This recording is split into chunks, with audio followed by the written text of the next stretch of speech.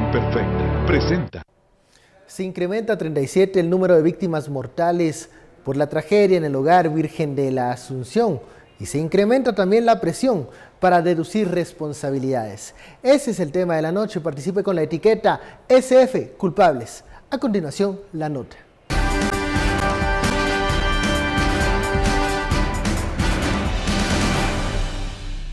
La falta de información sobre quiénes estaban el día de la tragedia en el Hogar Virgen de la Asunción es una de las complicaciones. La Secretaría de Bienestar Social deja aún más en evidencia el descontrol que tenía en el Hogar Virgen de la Asunción. Una de las probables fallas que nosotros verificamos en este momento principalmente es la falta de información, de certeza. No hay listados de quiénes estaban ahí, ese es el principal hallazgo que tenemos en este momento.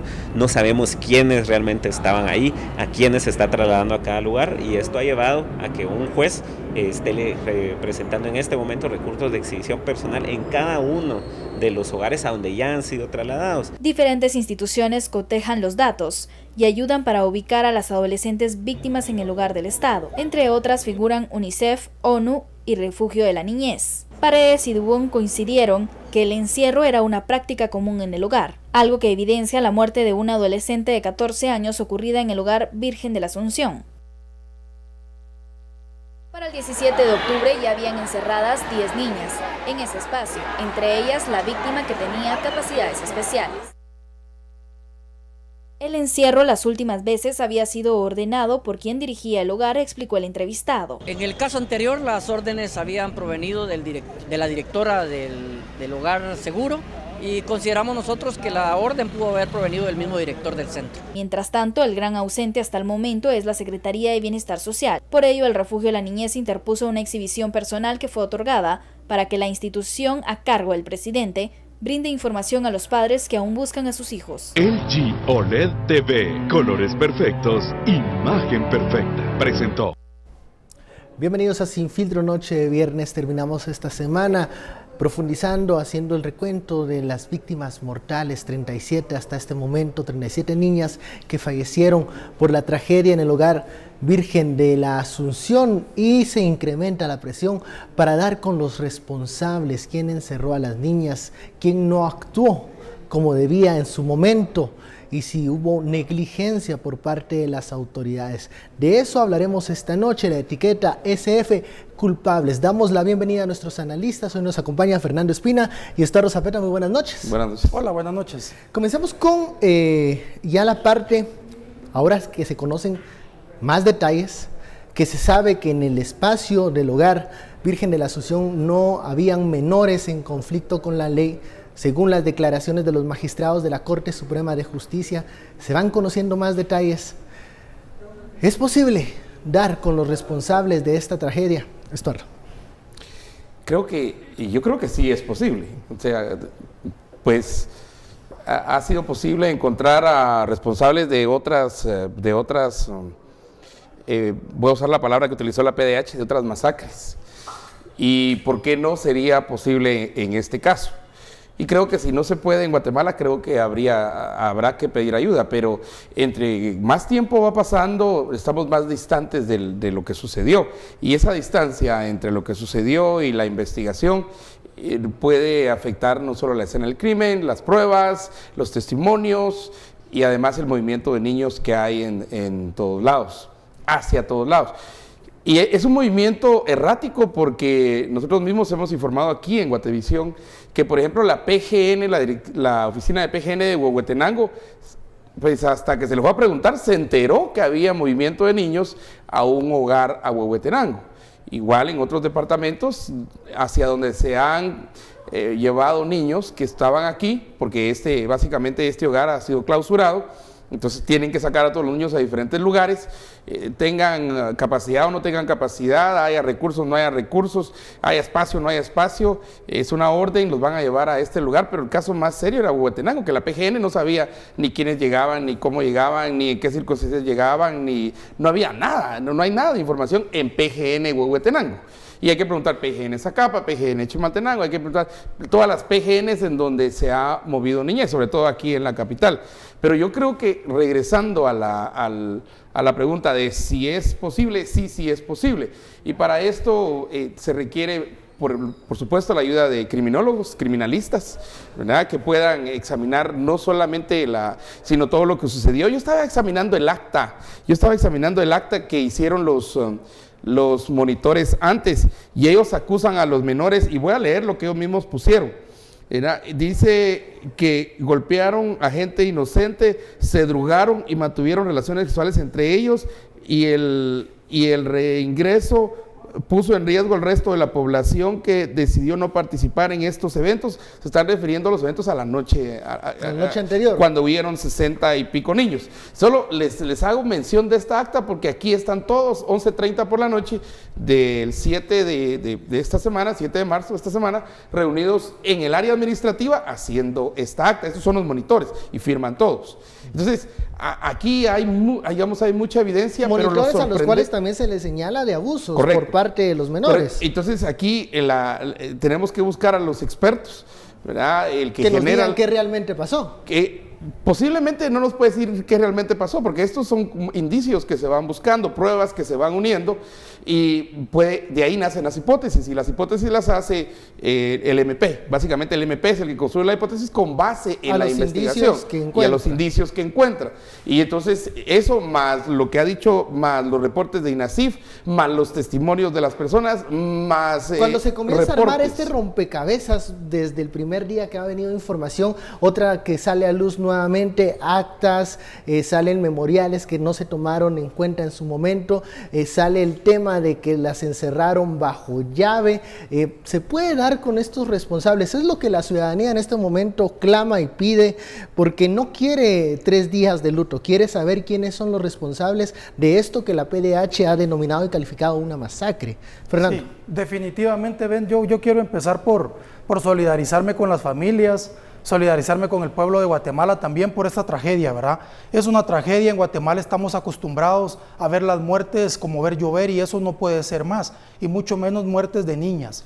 Yo quiero empezar por leerles, no acostumbro a hacer esto, pero quiero empezar por leerles un par de artículos de la Constitución muy cortos y concretos. La Constitución Política de la República. Artículo 1, el primer artículo. El Estado de Guatemala se organiza para proteger a la persona y a la familia. Su fin supremo es la realización del bien común. Artículo 3, derecho a la vida. El Estado garantiza y protege la vida humana desde su concepción, así como la integridad y la seguridad de la persona. Otro artículo, 153. El artículo 113 de la Constitución nos habla de que cualquier persona puede ser un empleado, un funcionario público, y que para eso lo que se requiere es capacidad, honradez e idoneidad. Idoneidad. ¿Qué quiere decir esto? Quiere decir que la persona sea la capaz, la más adecuada, la más capacitada para prestar el servicio. Y luego tenemos otro artículo que es el 155, que nos dice que los funcionarios públicos y las autoridades son solidariamente responsables por los daños que causen a la persona. ¿Qué estoy tratando de decirte con esto? Tenemos un responsable concreto, y el responsable concreto de esta masacre es el Estado. ¿Y quién ejerce el Estado en estos momentos? El gobierno. Y las personas que están gobernando son las responsables de esta situación. Empecemos por la cadena de mando. Cuando uno hace una investigación, tiene que saber cuáles son las autoridades que están vinculadas en este tema. La autoridad máxima del país es el presidente. Y en este caso no solo es la autoridad máxima, sino bajo su responsabilidad está la Secretaría de Bienestar Social de la Presidencia. Entonces, tenemos que ver si él cumplió en el momento de nombrar al secretario con ese principio constitucional del artículo 113 que habla de idoneidad, de nombrar a una persona que sepa cómo tratar a menores. Recordemos que no estamos hablando de cualquier menor, estamos hablando de víctimas, estamos hablando de niños, de niñas que han sido víctimas en sus propios hogares, personas que han tenido problemas de protección y que por eso son sacados de ese hogar. La PGN inicia una investigación, lo llevan ante un juez y un juez dice que tienen que ser llevados a un hogar seguro. No es responsabilidad de la PGN, no es responsabilidad del juez. La responsabilidad de los menores, una vez ingresan a ese centro, es de la Secretaría de Bienestar Social. Entonces, en esta cadena de mando, empezamos presidente, que nombra al secretario. Después del secretario viene un subsecretario de protección.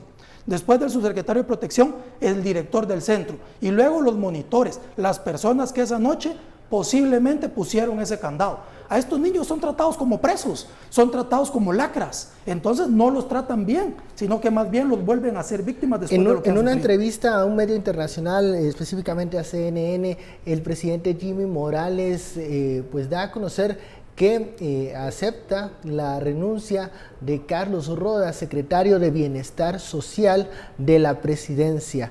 Incluso dice, bueno, que está en la búsqueda de un sustituto para ese puesto de secretario de Bienestar Social.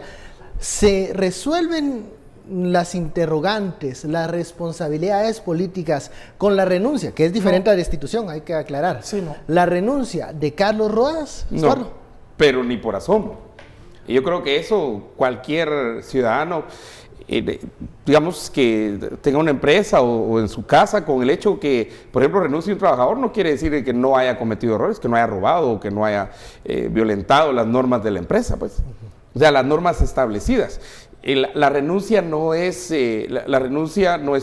¿qué puede representar la renuncia? Y aunque renuncie, siempre hay en la investigación, porque en ese momento, renuncia hoy, pero en el momento que sucedió esta masacre, como dice la PDH, aquí yo creo que es importante entender que en ese momento estaba en cargo, estaba en mando, estaba en funciones, y es juzgado en cuanto a las funciones, no si renunció hoy o no renunció, si el presidente le aceptó o no le aceptó su renuncia. Renuncia o despido, cualquiera que de las dos figuras, no quita responsabilidad, ¿ya? Otra vez, renuncia o despido, aunque sea aceptado, no quita responsabilidad. Y yo decía precisamente de criminalistas, y ahorita me están escribiendo aquí, muchas gracias, que un grupo de criminalistas, de 10 criminalistas, fueron profesionales, se pusieron a las órdenes pues para ver los protocolos, digamos, si siguieron los protocolos y luego también los protocolos de la investigación.